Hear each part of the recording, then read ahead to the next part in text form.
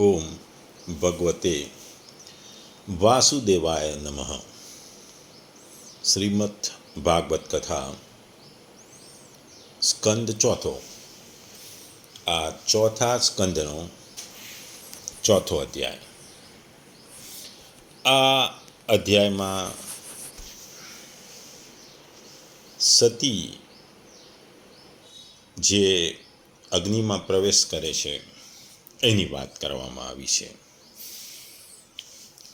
આપણે જાણીએ છીએ કે હિન્દુ ધર્મમાં, ખાસ કરીને સનાતન સંસ્કૃતિમાં, પતિ અને પત્નીનો સંબંધ એ માત્ર શારીરિક કે સામાજિક નથી, પણ બે આત્માઓનું પવિત્ર અને આધ્યાત્મિક બંધન છે, જે 7 જન્મો સુધી ચાલે છે.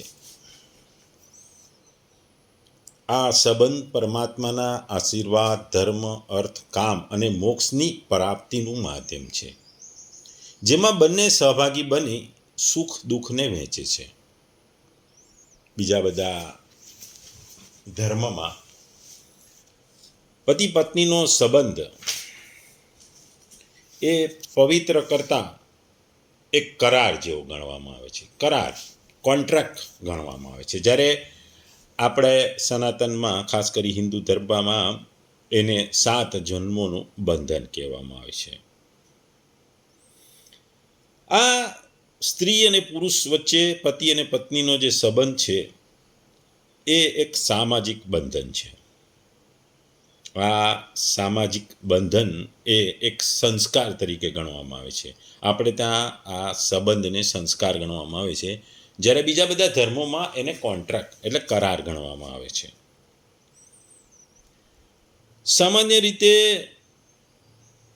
લગ્નની વ્યાખ્યા કરે, બે કુટુંબ વચ્ચેનો સંબંધ પણ થાય છે, ને આ સંબંધ દ્વારા જીવનના જે 4 ધ્યેયો છે, પુરુષાર્થ, સદાચાર એટલે ધર્મ, સંપત્તિ, અર્થ, આનંદ એટલે કામ, અને મુક્તિ એટલે મોક્ષ માટેનું આ ધ્યેયોને પૂરા કરવા માટે લગ્ન જરૂરી છે. આ લગ્ન, હિન્દુ ધર્મમાં લગ્નનું બહુ જ મહત્વ આપવામાં આવ્યું છે. લગ્નને હિન્દુ ગ્રંથોમાં 8 સ્વરૂપોમાં પણ વર્ણવવામાં આવે છે.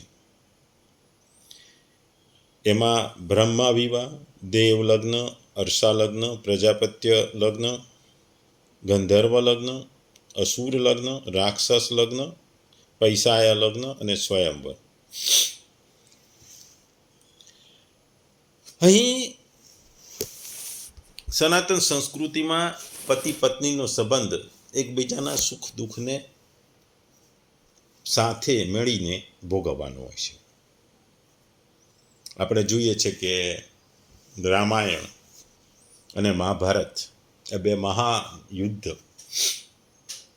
એક સ્ત્રીની રક્ષા માટે, સ્ત્રીના મહત્વ માટે થયા હતા. સ્ત્રીની જે કદર કરવાનું છે, સ્ત્રીને જે માન આપવાનું છે, સ્ત્રીને જે એક દેવી તરીકે જે ગણવામાં આવે છે સનાતન, એના માટે મહાભારતમાં જેમ સીતાનું અપહરણ થયું એટલે રામાયણ થયું, અને દ્રૌપદી સાથે જે થયું એના માટે મહાભારત થયું હતું. ત્યાં પતિઓએ પોતાની પત્ની માટે યુદ્ધ કર્યા હતા, પત્નીના સ્વાભિમાન માટે, પત્નીના સ્વમાન માટે મહાભારત ને રામાયણ થયા હતા. અહીં એવી જ વાત પતિના સ્વમાન માટે, પતિના સ્વાભિમાન માટે જે સતી જે પગલું લે છે એ વાત આ અધ્યાયમાં કરવામાં આવી છે. ભારતમાં મોટાભાગના ઇતિહાસમાં આવી ઘણી વાર્તાઓ, આવી ઘણી કથાઓ છે કે સ્ત્રી પોતાના પતિના માટે જાન પણ મૃત્યુને ભેટી જાય છે, અને પુરુષોએ પણ સ્ત્રી માટે ઘણા યુદ્ધોને એવા કર્યા છે. એટલે હિન્દુ ધર્મમાં આ એક સંસ્કાર છે અને એ સંસ્કાર જન્મ સાથે વણાવાયેલું છે. લગ્ન એક ધાર્મિક વિધિથી થાય છે. અહીં જેમ આપણે આગલા અધ્યાયમાં જોયું કે સતીએ શંકરજી જોડે, મહાદેવ જોડે આજ્ઞા માગી કે હું મારા પિતાને ત્યાં યજ્ઞ થયો છે તો હું જઉં.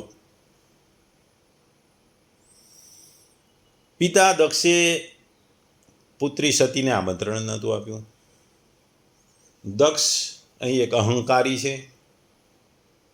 શંકર મહાદેવ એક ભોળા અને સામાન્ય બતાવવામાં આવે છે અને સતી એક પ્રતિવ્રતા સ્ત્રીની વાત અહીં કરવામાં આવી છે. સ્ત્રીને પોતાનું પિયર એટલે કે પોતાના માતા પિતા ખૂબ જ વહાલા હોય છે.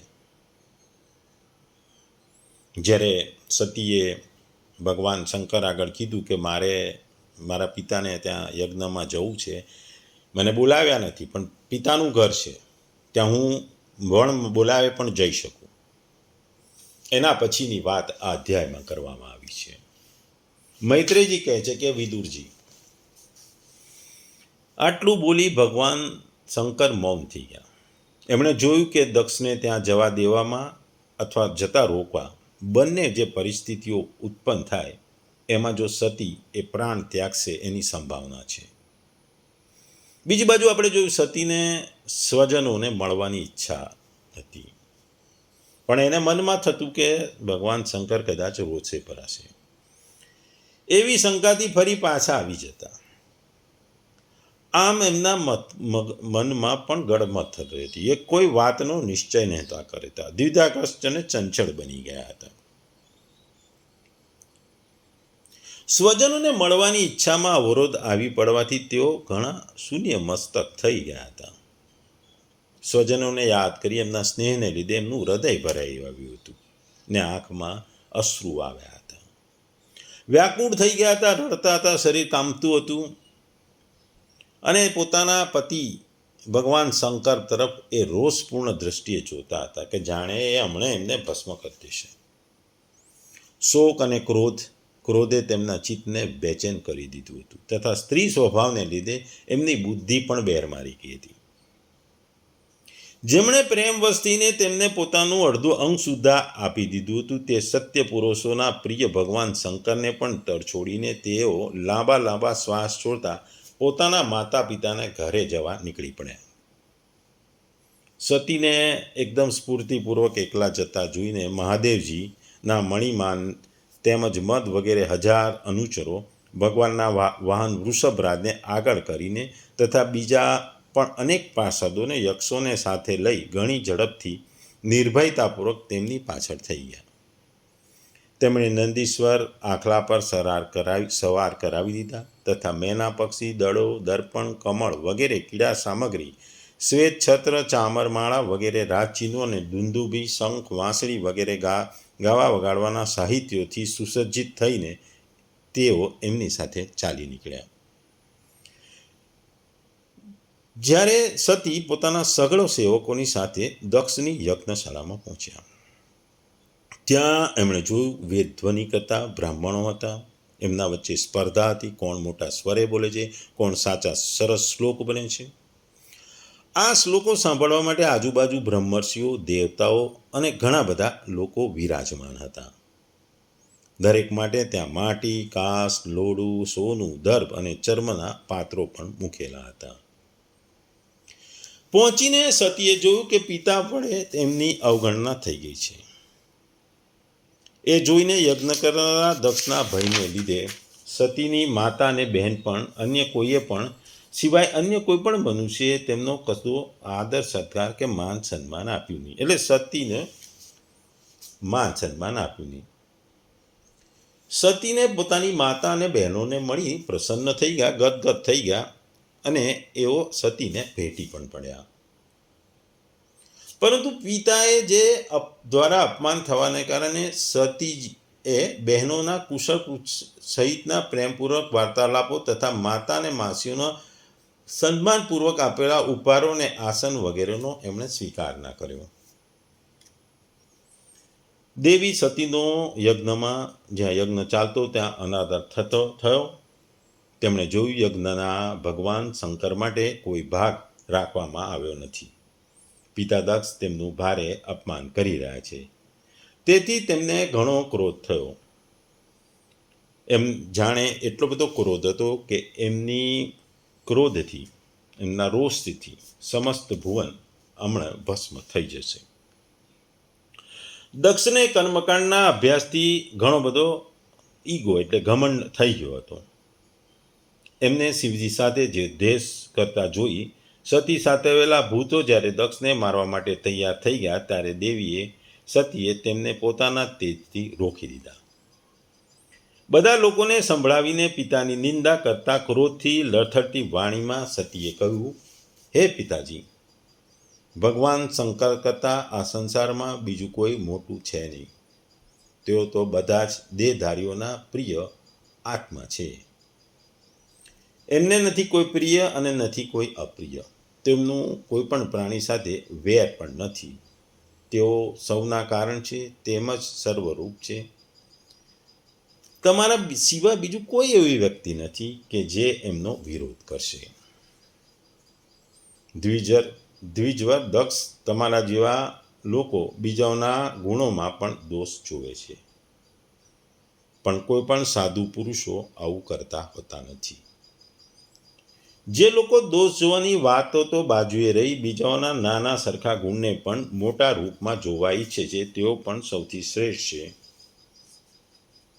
પણ ખેદ એ છે કે તમે આવા મહાપુરુષો પર પણ દોષારોપણ કરો છો.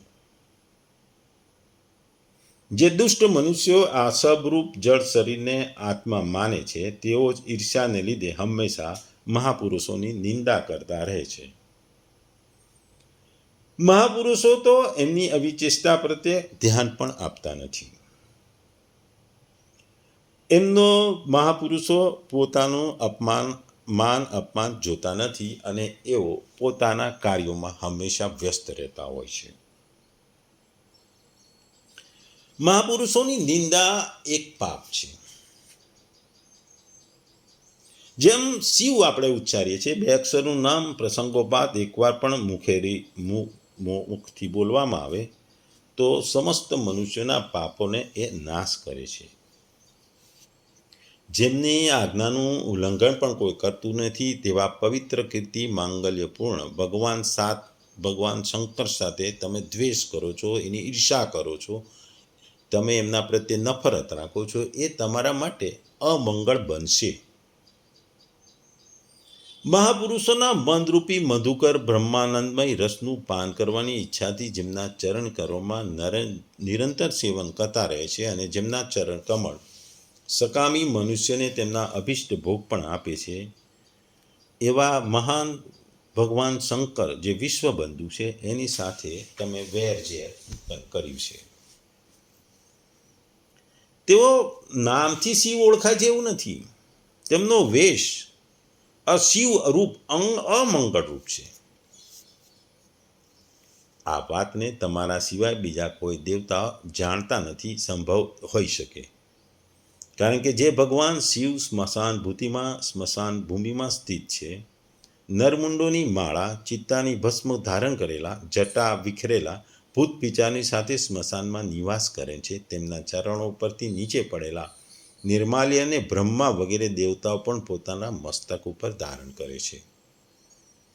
જો નિરંકુશ મનુષ્ય ધર્મની મર્યાદાનું રક્ષણ કરતા પોતાના પૂજનીય સ્વામીની નિંદા કરે તો તેમને દંડ આપવાની શક્તિ પોતાનામાં ન હોય તો તેમને કાન બંધ કરી ત્યાંથી ચાલ્યા જવું જોઈએ.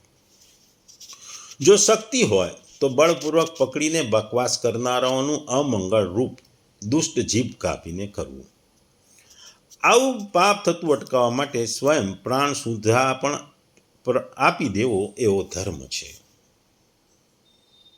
એટલે આપણામાં કહેવાય છે કે કોઈ વ્યક્તિનું વખાણ ના કરો તો પણ એની નિંદા નહીં કરવી. જ્યારે કોઈ ગુનો થતો હોય તો એ ગુનાને જો તમે રોકી ના તમે એને ડામી ના શકતા તો એનો અટકાવવાનો પ્રયાસ કરવો જોઈએ. આપણા શાસ્ત્ર મુજબ તમારે કોઈ પણ વસ્તુ વખતે આંખો બંધ ના કરી દેવાય. તમારે એને ફેસ કરી એને અટકાવવાનો, તમે એનો નાશ ના કરી શકો તો તમે અટકાવવાનો પ્રયત્ન કરવો જોઈએ. આ જ્યારે કોઈ બાળક જતું હોય ને કોઈ હિંસક પ્રાણી હુમલો કરે, તમારામાં તમે આ વસ્તુ જોતા હોય, તમારામાં તાકાત ના હોય કે હિંસક પ્રાણીને ભગાડી શકો, તો તમારે શું કરવું પડે? તમારે બાળકને બચાવવાનો પ્રયત્ન તો કરવો જ પડે. એવી જ વાત અહીં સતી કહે છે કે ભગવાન શંકરનું અપમાન સહન કરવું એ અઘરું છે, અને જે ભગવાનની નિંદા થાય છે ને અટકાવવું જરૂરી છે, અને આ અટકાવવા માટે પ્રાણ પણ આપવો એ સરળ છે. એ જ ધર્મ છે. તમે ભગવાન નીલકંઠની નિંદા કરો છો, તેનાથી તમારાથી ઉત્પન્ન થયેલા શરીરને હવે હું રાખી શકું નહીં. જો ભૂલથી કોઈ નિંદિત વસ્તુ ખવાઈ જાય તો આપણે એને ઉલટી કરીને કાઢી નાખવા જ મનુષ્યમાં શુદ્ધિ થાય છે, એમ કહેવામાં આવે છે. જે મહામુનિઓ પોતાના સ્વરૂપમાં નિરંતર બ્રહ્માંડ રહેતા હોય છે, તેમની બુદ્ધિ વેદોમાં નિર્દેશેલા સકામ કર્મમાં બખેડામાં પડતી નથી. જેમ દેવતાઓ અને મનુષ્યોની ગતિમાં ફરક રહે છે, એવી રીતે જ્ઞાની અને અજ્ઞાનીની સ્થિતિ એક સરખી નથી હોતી, એ બે વચ્ચે ભેદ હોય છે. મનુષ્ય પોતાના જ ધર્મના માર્ગ ઉપર રહેવું જોઈએ, પણ બીજાના ધર્મ માર્ગની નિંદા ના કરવી જોઈએ. આપણે કીધું એમ કે તમે કોઈનું સારું બોલી ન શકો પણ એની ટીકા ન કરવી જોઈએ. એના વખાણ ના કરી શકો તો ટીકા પણ ન કરવી જોઈએ. પ્રવૃત્તિ જેવી યજ્ઞ યાગ વગેરે અને નિવૃત્તિ સમ દામ વગેરે રૂપે બંને પ્રકારના કર્મ એક ઉચિત છે. વેદમાં તેમના રાગી અને વિરાગી એમ બે પ્રકારના અલગ અલગ અધિકારીઓ બતાવવામાં આવ્યા છે. પરસ્પર વિરોધી હોવાને કારણે ઉક્ત બંને પ્રકારના કર્મોનું આચરણ એક સાથે એક પુરુષ વડે કરી શકાતું નથી. ભગવાન શંકર તો બ્રહ્મ પરમાત્મા છે, તેમને આ બંનેમાંથી કોઈ પણ એક કર્મ કરવાની જરૂર પણ હોતી નથી. પિતાજી, અમારું ઐશ્વર્ય જે છે અવ્યક્ત છે. આત્મજ્ઞાની મહાપુરુષો જ તેનું સેવન કરી શકે છે. તમારી પાસે તેવું ઐશ્વર્ય નથી. યજ્ઞશાળાઓમાં યજ્ઞના અન્નથી તૃપ્ત થઈને પ્રાણોનું પોષણ કરનારા કર્મકાંડી મનુષ્યો તેની પ્રશંસા પણ કરતા નથી. તમે ભગવાન શંકરનો અપરાધ કરનારા છો. તેથી તમારા શરીરથી ઉત્પન્ન થયેલી આ નિંદનીય શરીરને રાખીને મારે શું કરવું? તમારા જેવા દુર્જન સાથેનો સંબંધ હોવાને કારણે હું સમાજમાં લજવાયું છું.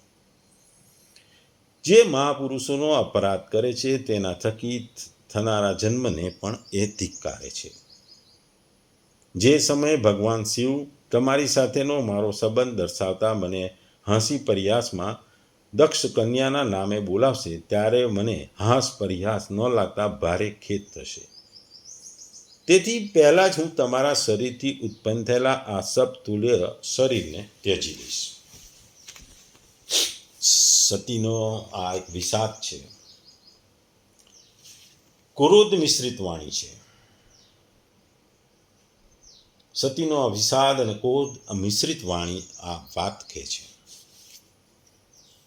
આગળ મૈત્રેયજી કહે છે કે વિદુરજી કામ વગેરે શત્રુઓને હરનારા એ યજ્ઞ મંડપમાં દક્ષને આ પ્રમાણે કહી સતી મૌન થઈ ગયા. ઉત્તર દિશામાં એ પછી જમીન પર બેસી ગયા. તેમણે આચમન કર્યું, પીળું વસ્ત્ર ઓઢી લીધું. શરીરનો ત્યાગ કરવા માટે તેઓએ આંખો મીચી અને યોગ માર્ગમાં સ્થિત થઈ ગયા.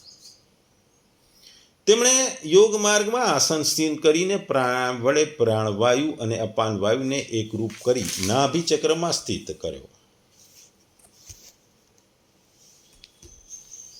પછી ઉદાન વાયુને નાભી ચક્રથી ઉપર લઈ જઈને ધીરે ધીરે બુદ્ધિ સહિત હૃદયમાં સ્થાપિત કર્યો. ત્યાર પછી આનંદિતા સતીદે હૃદય સ્થિત વાયુને કંઠ માર્ગે ભ્રુકુટીઓની વચ્ચેના ભાગે લઈ ગયા. આ પ્રમાણે જે શરીરને મહાપુરુષોના પણ પૂજ્ય ભગવાન શંકરે કેટલી વાર આદર સાથે પોતાના ખ્યાળામાં બેસાડ્યું હતું. તે શરીરને દક્ષ ઉપર કોપાયમાન થઈ ત્યજવાની ઈચ્છાથી મા મનસ્વીની સતીએ પોતાના સમસ્ત અંગોમાં વાયુ અને અગ્નિને ધારણ કરી લીધા.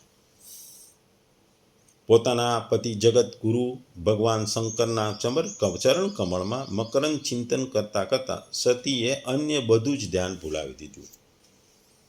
તેમને તે ચરણો સિવાય બીજું કશું દેખાયું નહીં. આનાથી તે સર્વથા નિર્દોષ એટલે કે હું દક્ષ કન્યા છું એવા અભિમાનથી પણ મુક્ત બની ગયા અને તેમનું શરીર તરત યોગાગ્નિમાં બળી ગયું. તે સમયે આવેલા દેવતાઓ વગેરે જ્યારે સતીનું દેહત્યાગરૂપ આ મહાન આશ્ચર્યપૂર્ણ ચરિત્ર જોયું ત્યારે તે બધા હાહાકાર કરવા લાગ્યા અને ભયંકર ઘોઘાટ આકાશ તેમજ પૃથ્વી પટ પર સર્વત્ર વાપી ગયો. બધી બાજુ એક જ વસ્તુ સંભળાતી હતી, હાય દક્ષના દુર્વ્યવહારને કારણે ક્રોધિત થઈ દેવાદિદેવ મહાદેવના પ્રિય સતીએ પોતાના પ્રાણનો ત્યાગ કર્યો.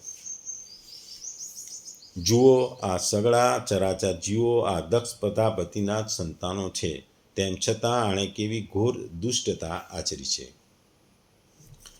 આના પુત્રી શુદ્ધ હૃદયદા સતી સદૈવ માન મેળવવાને પાત્ર હતા, પરંતુ આમણે એમનો એવો અનાદર કર્યો કે તેમણે પ્રાણને ત્યજી દીધા.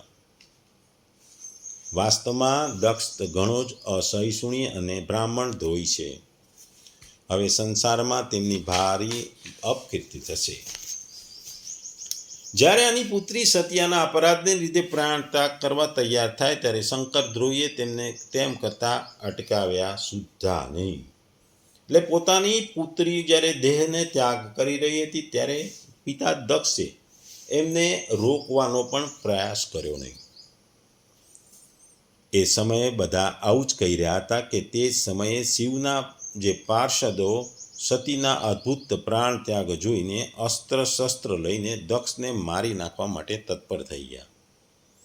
તેમના આક્રમણનો વેગ જોઈ ભગવાન ભૃગુએ યજ્ઞમાં વિઘ્ન નાખનારાઓ નાશ કરનાર અફંત રક્ષ ઇત્યાદિ મંત્રોનું ઉચ્ચારણ કરતા દક્ષિણાગ્નિમાં આહુતિ આપી.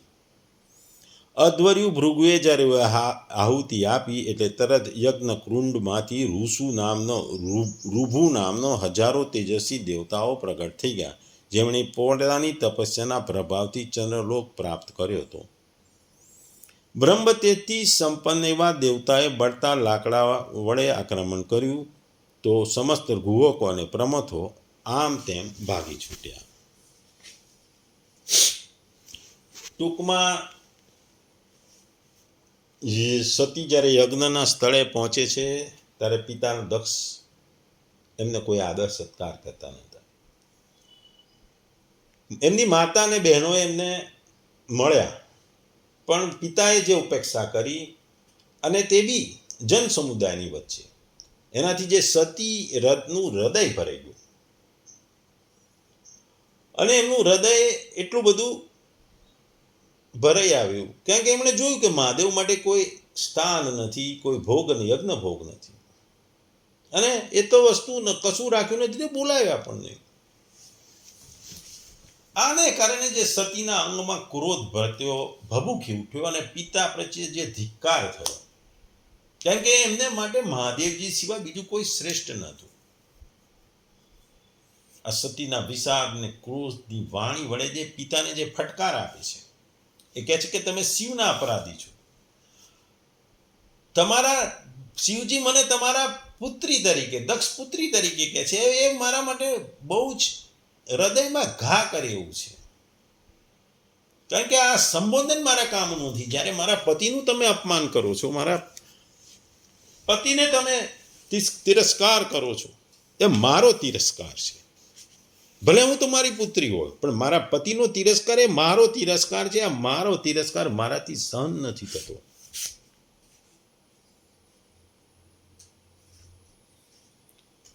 એટલે અહંકારી અને દ્વેષી દક્ષ આ બધું સમજી શક્યો નહીં. અને સતી જે ક્રોધિત થઈ જાય છે અને નિર્ણય લે છે, એમનો નિર્ણય કઠોર હોય છે. એ આત્મસન્માન માટે છે, ધર્મ માટેનો નિર્ણય છે. અને આ આત્મસન્માન અને ધર્મના નિર્ણયને, એ કઠોર નિર્ણયને લઈને એ પોતાને યોગાગ્નિ દ્વારા પોતાના શરીરનો ત્યાગ કરે છે. આ ઘટનાને તમે જુઓ તો એક અહંકારનો નાશ અને સત્ય માટેનો ત્યાગની ભાવના છે. પતિ પ્રત્યેની જે ત્યાગની મૂર્તિ છે સતીની, એની વાત કરવામાં આવી છે. ત્યાગ, પતિ માટેનો જે ત્યાગ છે, પતિના આત્મસન્માન માટેનો ત્યાગ છે, અને પોતાના પિતાનો અહંકારનો નાશ કરવા માટે જે માર્ગ છે, ત્યાગનો માર્ગ છે, અહીં બતાવવામાં આવ્યો છે. આપણે જાણીએ છીએ કે 3 પાત્રો અહીં મહત્વના છે. જે શિવ એ સત્ય અને શાંતિના એક પરમ તત્વ છે. સતી એ ભક્તિની વાત છે, શુદ્ધતા છે, અને પિતા પ્રત્યેના પ્રેમને કારણે યજ્ઞમાં જાય છે. અને દક્ષ જે અહંકાર છે, અહમવાદ છે, જ્યારે અહંકાર, અહમવાદ જે કોઈનું અપમાન કરે છે, ત્યારે અહંકારનો તોડવા માટે કોઈક માર્ગ તો લેવો પડે છે. અહીં ત્યાગનો માર્ગ લેવામાં આવ્યો છે. એટલે જીવનમાં તમારે યાદ રાખવું, તમારી કદર હોય, તમારું માન સન્માન હોય, જ્યાં તમારું અપમાન ના થતું એવા જગ્યાએ તમારે જવું જોઈએ. કોઈ પણ બોલાવે વગર બોલાવે જવું નહીં. જીવનમાં આત્મસન્માનથી વધારે કશું જ નથી. જ્યારે અહીં પતિ પત્નીના સંબંધોમાં જ્યારે પતિના આત્મસન્માનની વાત આવે છે, ત્યારે પત્નીના જે કઠોર નિર્ણયની સતી દ્વારા લેવામાં આવે છે એની વાત કરવામાં આવે છે. બીજી વસ્તુ શીખવાની છે કે અહંકાર માણસને નુકસાન કરે છે. અહીં સંબંધોને તોડે છે. પિતા પુત્રીના સંબંધો તૂટી જાય છે. પિતા પ્રત્યે પુત્રી દ્વારા જે વાણી કહેવામાં આવે, જે કઠોર શબ્દો કહેવામાં આવે છે, એની વાત કરે છે. એ અહંકાર છે. અહંકારમાં રાજા રાવણનું પણ સત્યનાશ થઈ ગયો હતો. અહંકાર કોઈનો નથી ટકતો. અને જીવનમાં એક જ વસ્તુ છે, આત્મસન્માન. સત્ય છે, આત્મસન્માન, આ મહત્વની છે. આત્મસન્માન વગરનું જીવન નકામું છે. સત્ય વગરનું જીવન નકામું છે. અને એક વસ્તુ છે કે કોઈ પણ વસ્તુમાં આંખો બંધ ના કરી દેવાય. મૌન રહેવું પણ એ અયોગ્ય છે. પિતા દ્વારા પોતાના પતિનું અપમાન પોતાની આંખે જોયા પછી પુત્રી જ્યારે મૌન નથી રહેતી, પણ એની પોતાના ત્યાગ દ્વારા પોતાના પિતાને જે સબક શીખવાડે છે એની વાત કરવામાં આવે છે. જીવનમાં મૌન, દરેક વસ્તુમાં મૌન મહત્વનું નથી. ગુનો થતો હોય, ખોટું થતું હોય, બોલવું પડે. તમારે આગળ આવવું પડે. 9 બોલ્યાના 9 ગુણ દરેક વસ્તુમાં ના ચાલે. બોલે એના બોર વેચાય એ પણ ચાલે. એટલે ભક્તિ, પતિની ભક્તિ અને પતિનો સન્માન એ જીવનમાં બહુ મહત્વનું છે. અહીં સતી એક ઉત્કૃષ્ટ ઉદાહરણ બતાવે છે કે એના પતિનું અપમાન એને એટલું બધું લાગે છે, એ પોતે અગ્નિદાહ દઈ દે છે. આપણે આગળ જોયું કે માતા સીતા અને દ્રૌપદી માટે પણ એના પતિઓએ જે યુદ્ધ કર્યા, જે પત્નીને આત્મસન્માન માટે પત્નીના માટે જે યુદ્ધ કર્યા, રામે કર્યા, પાંડવોએ કર્યા, એવું જ આત્મસન્માન ભગવાન શંકરના આત્મસન્માન માટે એમની પત્ની સતીએ પોતાના પિતાની વિરુદ્ધ જઈને પોતાના પિતાને એ કઠોર શબ્દ કહી અને અગ્નિદાહ દઈ પોતાની ભક્તિ અને પોતાના પતિના સન્માનને મહત્વપૂર્ણ કર્યું. આ જ સનાતન સંસ્કૃતિની વાત છે. કારણ કે સનાતન સંસ્કૃતિમાં લગ્ન એ સંસ્કાર છે. એ બે વ્યક્તિઓ વચ્ચેના કરાર નથી, એ એક સંસ્કાર છે. એ 7 જન્મોના સંસ્કાર છે. બે વ્યક્તિઓ વચ્ચેના આપ લેના એ કરાર નથી. એ વાત અહીં સાબિત થાય છે.